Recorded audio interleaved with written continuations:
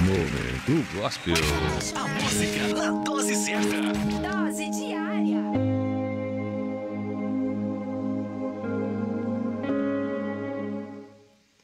É isso aí, mais uma vez, meu muito bom dia pra você, ligadinho, curtindo aqui, programa Dose Diária com o Lupilon, conectado aí também através da rádio rotelefm.com, através da lupilon.com, você sintonizado 87.9. Meu muito bom dia pra você, seja sempre muito bem-vindo aqui à nossa programação, tá?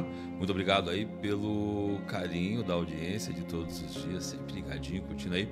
Eu fico muito feliz, sabe? Fico muito feliz quando às vezes sou abordado em alguma situação, falo, olha, eu ouço o seu programa, gosto muito aí, isso mexe um pouquinho com o ego, mexe, mas o que mais me importa, na verdade, é o fato de saber que eu alcanço algumas pessoas, né? Várias pessoas, levando uma mensagem todos os dias. É uma mensagem que agrega, uma mensagem que conforta, um puxãozinho de orelha, né? E vale lembrar que todos os puxõezinhos de orelha servem para mim porque eu sou o primeiro a ouvir tudo aquilo que eu falo. Então, vale muito a pena tudo isso, né? E então, aqui a gente vai para nossa leitura e reflexão, né? Mas antes aqui, ó, você ouviu Aline Barros, né? Sonda-me, usa-me, e também com a Aline Barros a música Rendido Estou, com a participação aí do cantor Fernandinho, seleção das meninas aqui para o programa Dose Diária com o Lupilon, nosso momento gospel. Agora 10 horas e 26 minutinhos e então, como de costume, nós estamos aqui, né, fazendo a leitura do livrinho Sinal Verde e também a leitura do Evangelho segundo o Espiritismo, mas usando aqui a parte das preces para que você entenda um pouquinho de como funciona, para que você tenha aí um entendimento, né, de preferência não julgador, né, a respeito de como funciona, conhecer um pouquinho da doutrina. Como eu já disse, o meu objetivo não é converter você ao Espiritismo. Aliás, se algum espírita tentar você converter ao Espiritismo, suspeita, porque não é esse o nosso objetivo. O objetivo é a gente levar até você uma compreensão, talvez um pouco diferente, da palavra do cristianismo, tá? Nós espíritas somos cristãos, né? Eu vou sempre reforçar isso porque eu tenho visto alguns videozinhos equivocados falando o oposto disso, e não é verdade. Bom, hoje é o capítulo 26 do livrinho Sinal Verde. O livrinho Sinal Verde, ele fala sobre comportamento, sobre como você deve agir em determinadas situações, né? E é muito importante que você aprenda a esse respeito, que nós aprendamos a esse respeito, para que a gente possa realmente aprender a respeitar, né, as divergências, as diferenças de conhecimento, as diferenças de culturas. A gente tem que respeitar, porque não somos todos iguais, cada qual vivencia uma história, cada qual tem a sua história, e é importante que a gente aprenda a respeitar isso, tá? Bom, hoje o capítulo 26, ele diz assim, em torno da felicidade. Esse é o tema do capítulo 26 do livrinho Sinal Verde. Em matéria de felicidade, convém não esquecer que nos transformamos sempre naquilo que amamos. Quem se aceita como é, doando de si a vida o melhor que tem, caminha mais facilmente para ser feliz como espera ser. A nossa felicidade será naturalmente proporcional em relação à felicidade que fizermos para os outros. A alegria do próximo começa muitas vezes no sorriso que você lhe queira dar. A felicidade pode exibir-se, passear, falar e comunicar-se na vida externa, mas reside com o endereço exato na consciência tranquila. Se você aspira a ser feliz e traz ainda consigo determinados complexos de culpa, comece a desejar a própria libertação, abraçando no trabalho em favor dos semelhantes o processo de reparação desse ou daquele dano que você haja causado em prejuízo de alguém. Estude a si mesmo, observando que o autoconhecimento traz humildade e sem humildade é impossível ser feliz. O amor é a força da vida e trabalho vinculado ao amor é a usina geradora da felicidade. Se você parar de se lamentar, notará que a felicidade está chamando o seu coração para a vida nova. Quando o céu estiver em cinza e derramar-se em chuva, medite na colheita farta que chegará do campo e na beleza das flores que surgirão no jardim. Que assim seja. Aqui tem um trecho principal que me chamou muita atenção.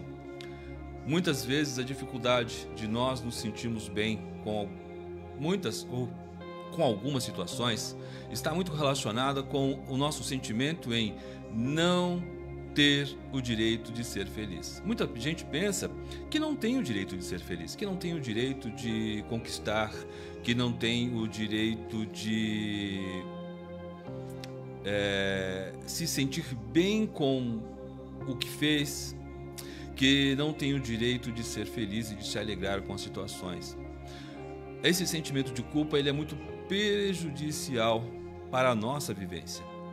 E algumas vezes nós até temos um motivo para nos sentirmos culpados. Temos motivos, algumas vezes, que ficam ali no nosso coração com situações que são difíceis de serem reparadas. Situações que ficaram lá no passado e que nós não podemos voltar atrás e mudar. Porém, como existe um ditado que diz, você não pode mudar o seu passado, mas você pode pôr um novo início na sua história. Você pode começar tudo de novo e fazer novo, fazer diferente daquilo que você fez no passado. E algumas vezes nós não temos como reparar aquilo que nós fizemos da forma como seria adequada à nossa visão. Porém, nós podemos fazer por outras pessoas aquilo que nós gostaríamos de fazer. É um meio, algumas vezes, de pagar uma dívida. Quer ver só uma observação? De repente, esse é só um exemplo, tá? De repente você, em algum momento, fez algo para alguém que prejudicou. Este alguém não existe mais entre nós. Então como é que você vai reparar este erro com esta pessoa ou com este espírito que não é mais encarnado? Você pode fazer por outras pessoas, tá? Você pegou lá um dinheiro emprestado e não conseguiu pagar por algum motivo. Não é aqui uma observação julgadora, mas sim observadora. Mas você não conseguiu pagar. Como que você pode amenizar essa situação? Você pode fazer uma doação. De repente hoje você tem condição de falar assim, puxa, eu gostaria muito de pagar essa dívida. Aqui eu estou me referindo à financeira, mas existem muitos tipos de dívidas, tá? Mas aqui eu estou me referindo à financeira como um exemplo. Então você pega aquela quantia, você faz a sua prece e fala, olha, eu gostaria muito de poder resolver diferente, mas eu não consigo reverter essa situação. Porém, eu quero amenizá-la e vou doar esse dinheiro. Me toca no coração para onde eu encaminho esse valor. Este é um exemplo. Outro exemplo, você pode ver uma família necessitada e ajudá-la. Ajudar não precisa ser necessariamente financeira. Tá? Ajuda pode ser com uma orientação, com uma condução, ajudando essa pessoa financeiramente, ajudando com roupa, agasalho, conduzindo para uma situação melhor. Existem muitas maneiras da gente ajudar ao próximo. Participando, por exemplo, de um evento de caridade. Tá? Ali uma festa que ela é beneficente, que ela favorece a uma instituição que atende a pessoas de várias situações. Aproveitar e falar, deixa em festa beneficente, essa semana que vem, semana que entra, do dia 6 em diante, temos aqui do dia 6 ao dia 10 a festa em prol da APAI de Itaí, a festa da primavera. Convidado especial, vem participar com a gente aí, tá bom? Se você não pode de repente vir como voluntário, venha para prestigiar. O dinheiro que você gasta ali é um dinheiro que vai ser revertido para a instituição, tá bom? Então, tá dado o recado. Então, essa também é uma maneira de você colaborar. Às vezes você vai vou para uma festa, vai gastar um mundão de dinheiro, e de repente você pode vir participar da festa, fazer aí, se alegrar do seu dia, fazer uma situação agradável e ainda colaborar, por exemplo. São situações, tá bom? Então, faça sempre pelo próximo para que você se sinta bem. Tire do seu peso, das suas costas, dos seus ombros, o peso de um passado negativo. Reverta essa situação. muda o pensamento, muda a maneira de agir, muda a forma de pensar, que você vai ter muito mais resultado, muito mais benefícios, tá bom? Então, agora a gente vai para o Evangelho, na parte das preces, tá? O capítulo é o 28 e a gente vai aqui para o 67, aí, os versos 67 e o 68. É bem curtinho hoje. E aqui é uma prece bem interessante. É por um inimigo que morreu. Você é capaz de orar por alguém que você considera seu inimigo? Você é capaz de realmente acalmar seu coração e pedir para aquela pessoa que você, por algum motivo, se sentiu magoado com ela, por aquela pessoa que de repente você fala, puxa, essa pessoa só me fez mal, né? Você é capaz de orar por essa pessoa? Você é capaz de abrir o seu coração, mas é desejar do coração, e falar, Senhor, ampara este espírito que não está mais entre nós aqui como encarnado, mas que se encontra no mundo espiritual, que a minha prece chegue até ele e ele entenda que as minhas mágoas estão sendo trabalhadas e eu quero me sentir melhor e quero que este espírito também se sinta melhor. E aqui diz o seguinte: a caridade para com os nossos inimigos deve segui-los ali no túmulo. É preciso pensar que o mal que eles nos fizeram foi para nós uma prova, que pode ser útil ao nosso aperfeiçoamento se soubermos tirar o proveito dessa situação. Elas teriam sido mais úteis que as aflições puramente materiais, por nos permitirem juntar a coragem e a resignação, também a caridade e o esquecimento das ofensas. Tá, você pode, se você tem um evangelho, se você tem vontade de dar uma olhadinha, no capítulo 10, no número 6, e no capítulo 12, nos números 5 e 6, fala a respeito, e é interessante, é uma orientação mais explanada. Se você tiver vontade que eu fale a respeito aqui, eu vou fazer, tá bom?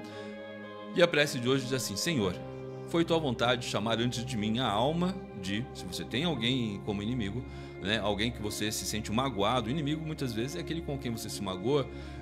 Eu não sou de inimigos, mas às vezes a gente tem mágoas de algumas pessoas. Pode ser pai, mãe, filho, amigo, tio, sobrinho, primo. Faz aí, né, coloca o nome dessa pessoa em especial se você sentir no coração, tá? E diz o seguinte: perdoo-lhe o mal que me fez e suas más intenções com relação a mim. Possa ele também arrepender-se de tudo isso, agora que não há mais as ilusões deste mundo. Que a tua misericórdia, meu Deus, se estenda sobre ele e afaste de mim o pensamento de me alegrar de sua morte. Se eu também errei para com ele, que me perdoe, como me esqueço do que tenha feito contra mim. Vale lembrar que o perdão ele não consiste numa amnésia. O esquecer aqui se refere a não se machucar mais ao lembrar-se do ocorrido, tá? A gente fala assim, algumas pessoas confundem e falam assim, mas como é que eu vou esquecer de algo? Né? Não vai esquecer, você não sofre de amnésia, mas você não ficar se lembrando e sofrendo com aquilo todas as vezes. A partir de um certo momento você não vai nem lembrar mais. Mas o princípio é trabalhar para que você, mesmo se lembrando da situação, você não sofrer com ela, não desejar o mal a quem te fez o mal ou que de repente por algum motivo te prejudicou. E vale pensar que algumas vezes a pessoa que possa ter feito isso, ela não agiu na intenção de te prejudicar, acabou te prejudicando sem pensar nas consequências. Muitas pessoas agem assim, hoje agem assim, no passado agiram assim. Tá, então é muito importante a gente trabalhar o esquecimento, mas o que é o esquecimento? Reforçando o esquecimento, trabalhar o pensamento para que aquilo que nos magoou em determinado momento de nossa vida não nos afete mais. Você vai lembrar, fala, poxa vida, eu passei por isso, mas tudo bem, eu já passei, não sofro mais com isso, isso não vai mais me afetar. E eu perdoo o meu algoz nesse sentido. E se eu fui o algoz dessa situação, que eu também seja perdoado, né? Peço perdão. Trabalhe também o perdão, mesmo para aquele que já partiu, mesmo para aquele espírito que não está mais presente entre nós. Peça também perdão. peça o perdão e perdoe. Isso é muito importante, tá? Vale lembrar que nem sempre, aliás, nós acho que nunca somos os donos da razão. O ponto de vista, ele é diferente para todas as pessoas. Tudo depende de como essa pessoa foi criado ou criada, né? Tudo depende de como essa pessoa viveu a sua história, quais foram as consequências para com ela, quais foram as situações que levaram ela a agir ou a ser daquela maneira. Nós temos que entender que cada pessoa tem a sua história e cada pessoa tem aí os seus pontos chaves da evolução. Como assim, Lu? Por exemplo, eu vou até fazer um comentário um tanto pesado. Uma pessoa que foi vítima de estupro, por exemplo. A maioria mulheres, mas nós sabemos que alguns homens também. Mas uma pessoa que foi vítima de um estupro. Você acha que essa pessoa vai ter na história dela a mesma situação de você, né, o mesmo sentimento de você que nunca passou por isso? Dessa humilhação, dessa subjugação? Uma pessoa que foi vítima de espancamento. Normalmente as mulheres são mais vítimas disso. Você acha que essa pessoa ela vai ter uma história de vida igual a outra pessoa que não passou por isso? Uma pessoa que passou fome na infância, na juventude ou em algum momento da vida? Você acha que essa pessoa vai ter o mesmo contexto de história, de conhecimentos de uma pessoa que não passou por isso? Cada qual tem a sua experiência, né? Uma pessoa que passou por romances diversos e frustrados ou não, tem um pensamento diferente daquele que viveu uma situação diferente. Então, por isso nós precisamos aprender a respeitar a história de cada um, respeitar a vivência de cada um. Um outro detalhe, por exemplo, uma pessoa que foi órfã de pai, órfã de mãe, órfã de pai e mãe, órfã de família. Porque alguns são órfãos de pai e de mãe, mas são adotados por algum ente da família muito querido que tratam bem. Ou então são adotados por um ente que não tratam bem, né, que não trata bem. Então existem histórias e histórias, e cada qual vai levar a pessoa a uma atitude, a um conceito diferente, tá bom? Então pense nisso.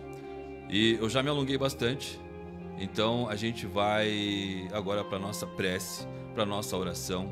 Vamos conversar com o Papai do Céu, vamos orar, vamos agradecer por todas as bênçãos, por todas as oportunidades, por todas as histórias que nós já vivemos, e pedir que Papai do Céu abençoe cada um que fez parte da nossa história, cada um que fez parte da nossa caminhada, e para que nós também sejamos capazes de perdoar, sejamos capazes de mudar os nossos conceitos de entendimento, de obrigações, tá?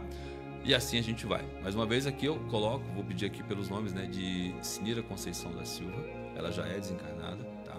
Vou pedir também por Manuela Codibelli e por Silvia Codibelli também, tá? Que pelo meu amigo Cláudio também. Cláudio, Deus abençoe, tá? Um super abraço para ti, meu amigo.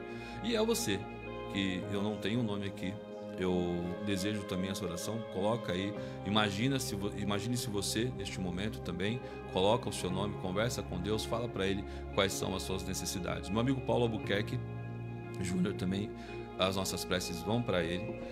Seria Aparecida Ferreira da Costa, Paulo Muranaka, tá? Silvana Miranda. A Silvana Miranda é lá da cidade de São Paulo, também trabalhando aí contra um câncer. A minha amiga Edda Marisa Brizola, da cidade de Avaré. A minha amiga a Bia, a Beatriz, lá da cidade de Fartura, a minha sobrinha do coração. Pia, um beijo para você. Tá? Para o Noah e para a família dele também, as nossas preces se recomendam, as nossas orações fazem toda a diferença. Senhor, mais uma vez na sua presença nos prostramos, Pai. Agradecemos a Deus por todas as bênçãos, por todas as oportunidades, pelo pão de cada dia, por um teto sobre as nossas cabeças, por todas as situações que fazem parte da nossa vida e da nossa caminhada. Obrigado, Senhor. Obrigado pela semana que se finda e pela semana que se inicia.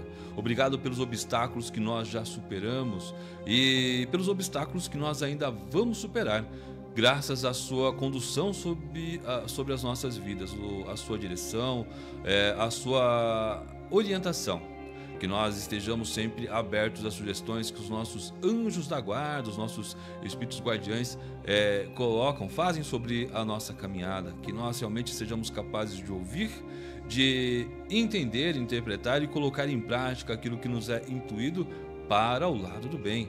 Que nós sejamos capazes de ter em nossos corações a humildade de reconhecer que somos pessoas falhas e que necessitamos também da reparação sobre os nossos erros. E que tenhamos a humildade de realmente reparar as nossas falhas, levando aos nossos amigos, aos nossos supostos inimigos, àqueles que de alguma maneira fazem parte da nossa caminhada, uma palavra amiga, um ato de bondade, um ato de resignação, um ato de transformação para a nossa vida e para a vida daqueles que de alguma maneira fazem parte da nossa caminhada. Muito obrigado, Senhor, por nos permitir a oportunidade de sermos pessoas melhores. Abençoa, Senhor, a nossa casa, abençoa a nossa família, os nossos filhos, amigos, pais, irmãos, todos aqueles que fazem parte da nossa jornada. Abençoa, Senhor, aqueles que também fizeram parte dessa jornada aqui no plano terrestre, que agora se encontram na erraticidade, se encontram no plano espiritual e que eles também estejam envolvidos pela Tua bondade e misericórdia. E que as nossas preces cheguem até eles como um bálsamo, como um incenso agradável e que melhore e faça a diferença também nesta nova jornada, neste novo passo, neste degrau da nossa evolução como espíritos. Obrigado, Deus, por todas as bênçãos e oportunidades mais uma vez. Peço a Ti, Senhor, por todas as instituições de caridade, né, por todas as casas de apoio, orfanatos, asilos, instituições de correção penal, que também os funcionários, as pessoas que trabalham nessas instituições sejam envolvidas pelo Teu amor e que reconheçam ali a capacidade que tem em suas mãos de mudar, de modificar vidas, de transformar situações. Abençoa, Senhor, a família, aos amigos e mais uma vez, obrigado, Deus. Abençoa esta água que está ali para ser fluidificada, que ela sirva de remédio ao nosso corpo, assim como também seja para a nossa alma. Amém. Que assim seja. Muito obrigado a você, meu irmão, minha irmã, que faz parte deste momento tão importante do nosso dia. Muito obrigado a você que ora comigo, você que doa da sua energia, você que doa aí da sua vibração. Muito obrigado mesmo, Papai do Céu abençoe ricamente a sua vida. Agora, 10 horas e 47 minutinhos, a gente vai com a última da seleção do Gospel, antes do de a gente falar sobre o Santo do Dia, e também com a Aline Barros e a música Casa do Pai. Infelizmente, não posso tocar nas plataformas, né, no Facebook, mas você pode acompanhar aí sempre também com imagem dentro dos nossos sites aí, lupilon.com, radiocontrafm.com e através do Facebook. Neste momento, né, a gente faz aí entre os intervalos de músicas, tá bom? Beijo e até já, 10 horas e 48 minutinhos agora. É isso aí, agora 10 horas e 52 minutinhos, você curtiu com a Aline Barros e a música Casa do Pai. Mais uma vez, muito obrigado aí, seleção das meninas, da Luciene, da Keila, da Lala, da Itaguaí. Muito obrigado, meninas, pela participação, né? E a gente, para finalizar, vai aqui agora falar sobre o Santo do Dia, né? Hoje é o dia de Santo Agostinho de Hipona, tá? O site que eu vou usar como referência aqui é o comerciodiafeliz.com.br. E o texto começa assim: Aurélio Agostinho nasceu no dia 13 de novembro de 354 na cidade de Tagaste, hoje região da Argélia, na África. Era o primogênito de Patrício, um pequeno proprietário de terras pagão. Sua mãe, ao contrário, era uma devota cristã, que agora celebramos como Santa Mônica no dia 27 de agosto. No caso, ontem foi o dia dela. Mônica procurou criar o filho no seguimento de Cristo. Não foi uma tarefa fácil. Aliás, ela adiou o seu batismo, receando que ele o profanasse. Olha só que interessante, ó. Não foi uma tarefa fácil. Aliás, ela até adiou o seu batismo, receando que ele o profanasse. são questões da religião, né? Mas a exemplo do provérbio que diz que a luz não pode ficar oculta, ela entendeu que Agostinho era essa luz. Aos 16 anos de idade, na exuberância da adolescência, foi estudar fora de casa.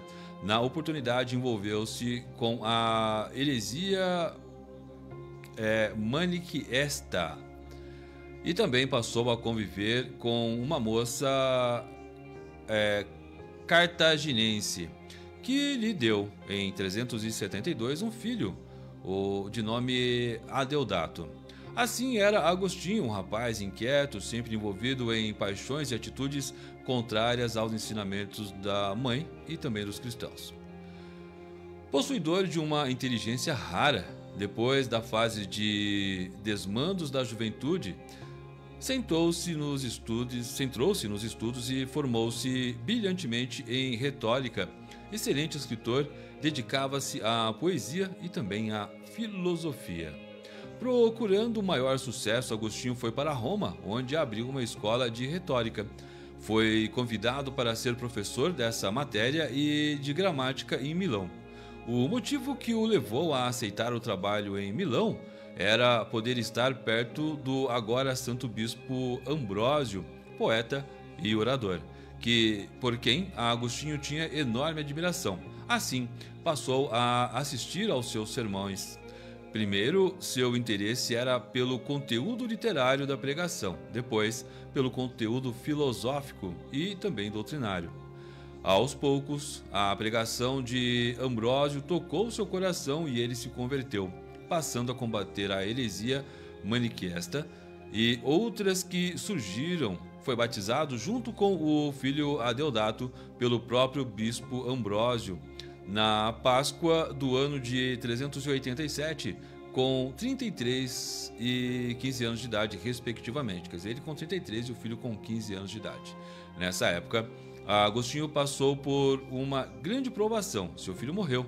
Era um menino muito inteligente, a quem dedicava muita atenção e afeto. Decidiu, pois, voltar com a mãe para a sua terra natal, a África, mas Mônica também veio a falecer no porto de Ostia, não muito distante de Roma.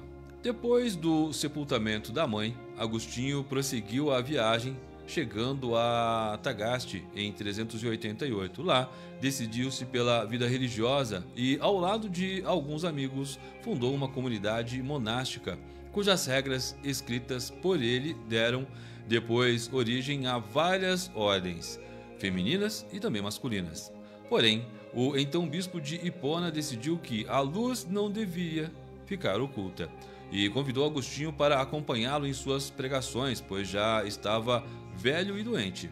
Para tanto, ele consagrou Agostinho sacerdote e logo após a sua morte, que aconteceu em 397, Agostinho foi aclamado pelo povo como novo bispo de Hipona. Por 34 anos, Agostinho foi bispo daquela diocese, considerado o pai dos pobres, um homem de alta espiritualidade e um grande defensor da doutrina de Cristo. Na verdade, foi definido como o mais profundo e importante filósofo e teólogo do seu tempo.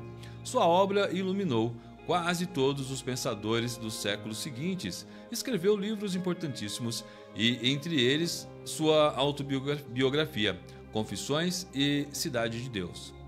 Depois de uma grave enfermidade, morreu aos 76 anos de idade, em 28 de agosto de 430, pois os bárbaros haviam invadido a sua cidade episcopal e em 725 o seu corpo foi trasladado para Pávia, isso na Itália, sendo guardado na igreja São Pedro do Céu de Ouro, próximo do local de sua conversão. Santo Agostinho recebeu o honroso título de Doutor da Igreja e é celebrado no dia de sua morte. Texto de Paulinas Internet, programa Dose Diária, também é informação e cultura para você. É isso aí.